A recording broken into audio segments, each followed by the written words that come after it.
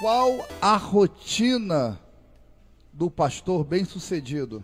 E antes de responder, eu quero deixar claro que quando eu falo de pastor bem-sucedido, eu não estou falando de uma visão mercadológica, só para deixar bastante claro.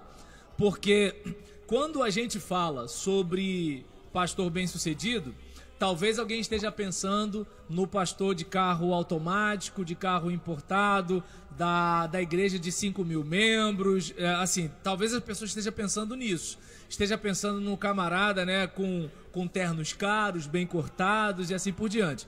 Quando eu estou falando de pastor bem-sucedido, é bem-sucedido naquilo que ele foi chamado a fazer, né? Porque um piloto de avião bem-sucedido é o piloto de avião que conduz o avião, exatamente. Um motorista bem-sucedido, a gente não está falando aqui do retorno financeiro, sim, que assim, por uma questão de soberania de Deus ele pode ter, sim, e por uma questão de soberania de Deus ele pode não ter, e de repente por ele não plantar em algumas áreas, né, ou plantar em algumas áreas. Agora, quando eu estou falando aqui de ser bem-sucedido, eu estou falando da missão dele.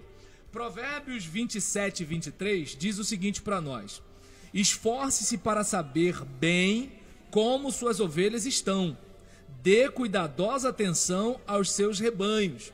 Então, Provérbios 27 e 23 está falando de pastor e ovelha mesmo, o animal, o ovino.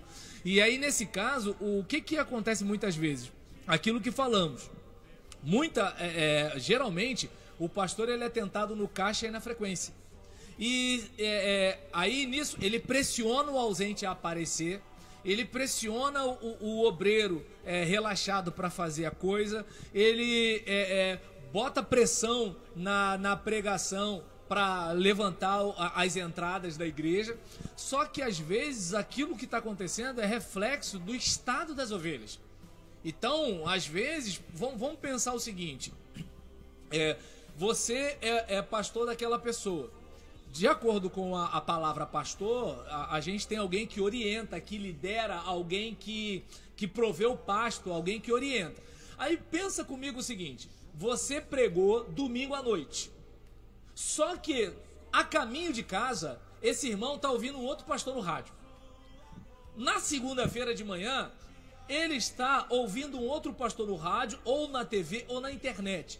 A irmã está lavando louça, lavando roupa, ouvindo uma outra mensagem. Tem irmãos que estão estudando com uma outra denominação que não a sua. E aí o que acontece? Seu irmão, a sua ovelha, muitas vezes não sabe a diferença de religião, seita, heresia, assim por diante. E o que acontece? O indivíduo, por exemplo, espero que fique muito claro, é que a gente não está entrando no mérito se há uma igreja certa ou errada, mas você está orientando, né, numa estrutura doutrinária o membro da sua igreja. Se eu for pregar numa Assembleia de Deus, numa presbiteriana como batista, eu sei o que abordar e o que não abordar para não causar confusão. Isso aí. Eu sei disso. Agora, por exemplo, o membro da igreja, muitas vezes ele pode achar que o que está sendo defendido naquela denominação é algo que é para todas as denominações. E aí ele vem com aquilo para a igreja e muitas vezes vai até trazer esse estudo para a igreja. E aí o pastor, nessa questão de caixa e frequência, ele não está vendo, peraí, doutrinariamente, como é que está o meu irmão? Ele não está vendo como é que está a vida do meu irmão. Às vezes o irmão está pensando em se suicidar, mas o pastor ele não tem contato, ele não tem ideia de como é a ovelha dele. Eu sei que isso que eu estou falando, tem ovelha que vai te achar chato.